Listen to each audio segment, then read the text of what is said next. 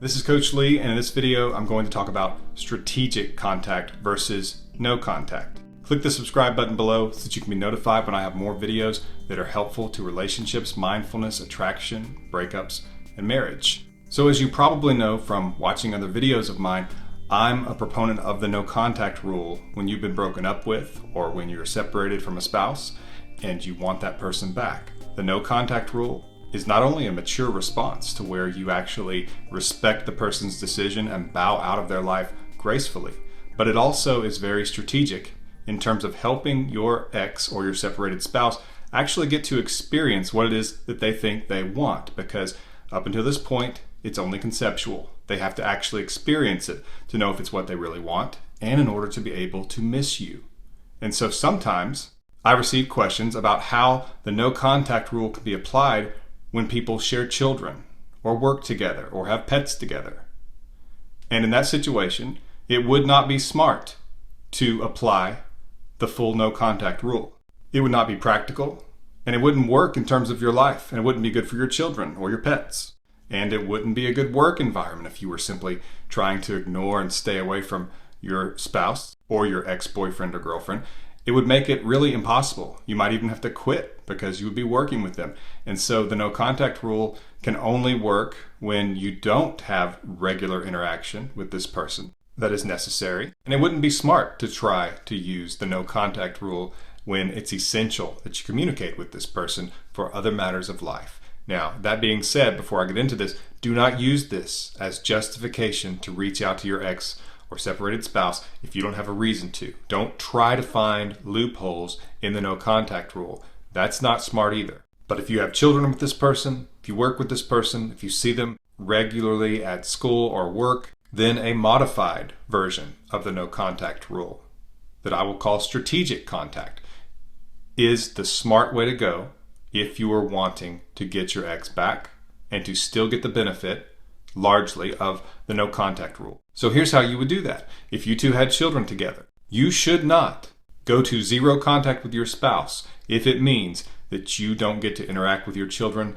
be part of your children's lives, take care of their needs, and have information about them that you need as a parent. That's not in the equation as far as you trying to get your ex back at the expense of your children. Not only is that not good for your children and for you, but if your ex, if your spouse who is separated from you sees that you're doing that, it's going to make you look bad. Because first of all, they'll probably think that you're not interacting with the kids because of them. And it will really show that it's getting to you, that this breakup, this separation is getting to you, and that you're trying maybe even to do this to get at your ex or your separated spouse, that you're trying to do something because it's messing with you so much, which is not a position of strength. It's just not. It's not going to be attractive. What you should do is show that you will not be denied in terms of being in the lives of your children, or that you won't walk around an office and pretend that your ex doesn't exist. What you would do in the situation, for example, with children, if there are important things going on, maybe the kids are in sports, maybe they're learning instruments and they have recitals related to that, maybe there's a parent-teacher conference at school, or maybe you homeschool and there's math that needs to be done and you're the one that's better to help the kids with that. All of those things should be treated basically as normal. You will be involved. You will be polite to your ex or separated spouse.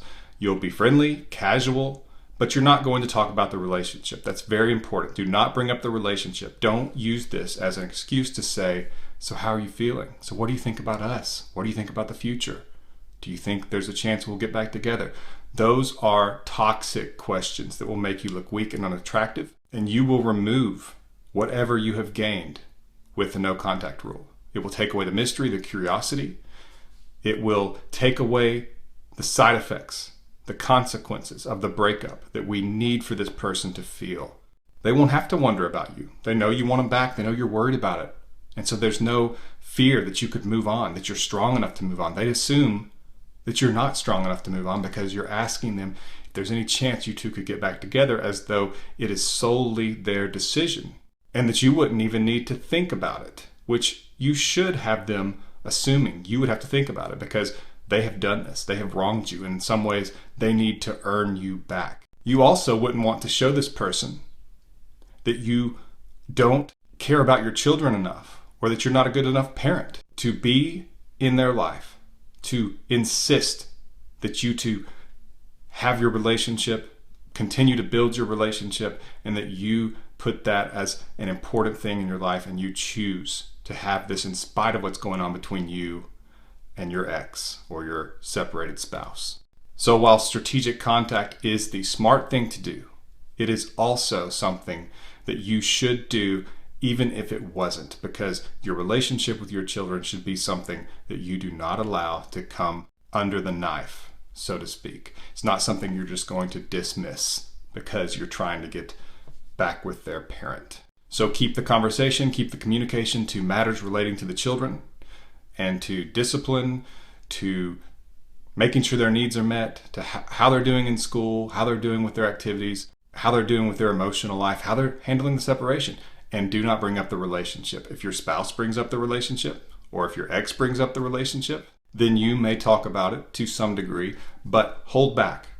And what I mean is that just because you feel it doesn't mean you have to say it. Be a good listener. Hear what your ex or your separated spouse has to say, and you can reveal a little bit of what you feel. But do not turn it into a situation where you appear that you're telling them that you want to get back together right now, that you want them back, that you're begging or pleading or anything like that. They probably already know that. You probably have already told them that you want them back, that you don't want this breakup, you don't want this separation. If you are the spouse, if you are the person who wants to get back with your ex, then they know that. So you don't have to volunteer that information again. They probably don't need to hear it again, because what it will likely do is feed their ego, help them feel more attractive than you, and as though you're the safe backup plan in case they ever change their mind down the road, which is not a good position to be in. You don't want to be the backup plan. You want to be number one. You want to be the one that they're worried about getting away. And the only way you can get to that is if you actually show that you're strong enough to get away, to move on. And don't send messages to your children through your ex or your separated spouse. Contact your children directly if possible. If it's a very small child, like a baby, and you don't really talk to them anyway, then you should insist on seeing this child. Now, that doesn't mean that you get loud or that you do something you would regret later or say something you would regret later. You may have to even get a lawyer involved, but insist on seeing your child, because it's good for you, it's good for your child, you deserve it. And if your spouse, God forbid, was to start moving on with divorce or has, if you allow the precedents to be set up that you don't see your child very often, it will be factored in and it could hurt you. So you need to set up regular visits with your baby and make sure that it's notated. And I would encourage you to speak to a lawyer about that. So what if you work with your ex? Maybe your ex broke up with you and you work in the same office with them, or you see them on a regular basis in the building. Or maybe you have class in school with your ex. How do you handle that? Well, first of all, remember, you don't want to look like that this has just dragged you down. And having spoken with some of my clients, I know that you have even pouted sometimes in front of them. At least a lot of you have. You've wanted them to see that you're hurt. You've wanted them to come over and ask what's wrong. You thought that would help, maybe if they knew that you were just really hurting about this. Interestingly enough, it doesn't, simply because that suggests that you are not strong enough to move on. It doesn't mean that they don't care about you. Sure, they could see you hurting and they could feel sorry for you. They could feel pity for you, but that's not the same as attraction. That's not what will bring them back. That's not what will pull them back. You may be able to create some sort of emotion in them where they feel badly for you, but that's not what you need to reattract them. Feeling sorry for you is almost the exact opposite of attraction. Rarely are we very attracted to someone we feel sorry for. Now, if we're already attracted to them and we feel sorry for them, it doesn't pull attraction down. But if our attraction's low, which if they broke up with you, as I've said in other videos, a drop in attraction is almost always the cause for a breakup. Even if they cite specific issues, if they were attracted to you enough emotionally and they loved you enough and wanted to be with you enough, they could overcome those issues, and probably already have in the past. If that attraction's not high enough, then they're not motivated enough to work through those issues or want to be in the relationship with those issues. So while I encourage you to work on things that are issues that you know are hurting the relationship and work on yourself, just know if attraction's high enough, those don't even matter that much. And of course, I'm not talking about very serious things like cheating or putting them in danger or being violent towards them or something like that. I'm talking about the typical relationship things and what's usually cited at a breakup event as being the reason for the breakup. It's almost always a drop in attraction. But if you work or are in school with your ex, be polite if you see them. If you are walking down the hall and they're walking towards you, don't pretend like you don't notice them or just look down awkwardly or ignore them. Smile, say, hey, good to see you. Keep walking. Make it casual. If they approach you and they start talking to you, mirror them. If they ask how you're doing, say, I'm doing great. How are you doing? And as the conversation goes back and forth, just keep in mind, you ideally would be the one to say, hey, great to see you. I need to get going. That doesn't mean that you do it so suddenly that it looks like you're trying to do it. You don't want to look fake. You don't want to look like you're trying to play some little game with them or that you're trying to get at them. All those things suggest that you're having such a hard time, and it puts you squarely in backup plan. It does not let them experience the breakup, and it won't allow them to be pulled in your direction or attracted to you, which is what we're going for. So using strategic contact is basically just that you're not afraid of contact if it has to happen, which should be the situation in all breakups, separations, where you're wanting to get an ex back. Don't be afraid of the contact if it has to happen. It's just that it should not look like it's initiated by you, and it should not be initiated by you. It shouldn't be something that you force and try to act like it's an accident, or that you use some justification or excuse to reach out and talk to them or see them. Usually they see through that, and even if they don't, just remember, the less contact you have with them, the more mystery you create. The more mystery you create, the more they wonder what's going on with you. And the more that they can be attracted to you, the more that they can miss you. I have other videos where I talk about this extensively, including one of them is called Stages Your Ex Goes Through During No Contact. I'll link to a few of those in the description below, as well as my emergency breakup kit. Take a look at my emergency breakup kit. It's linked to in the description below, and you can get more information about it at myexbackcoach.com. That's myexbackcoach.com. Get more information about my emergency breakup kit and my emergency marriage kit. There will be a link to that in the description below. It's the culmination of 20 years in the relationship coaching and relationship recovery service. If you own a business with your ex or with your spouse, then only talk to them about matters related to the business that you need to talk to, like bill paying and decisions within the business. Keep it to conversations related only to that. Be polite. Don't act like you're mad. Don't act like you're sticking it to them or being cold toward them, because that only shows this is bothering you so much and that you've got something you're trying to hold against them or use against them, and it will only make you look bad. It will show that they're still getting to you and that you're still not over it, even if you're angry. A lot of people think, well, if I look mad and I'm cold, then they will assume I don't want to be with them.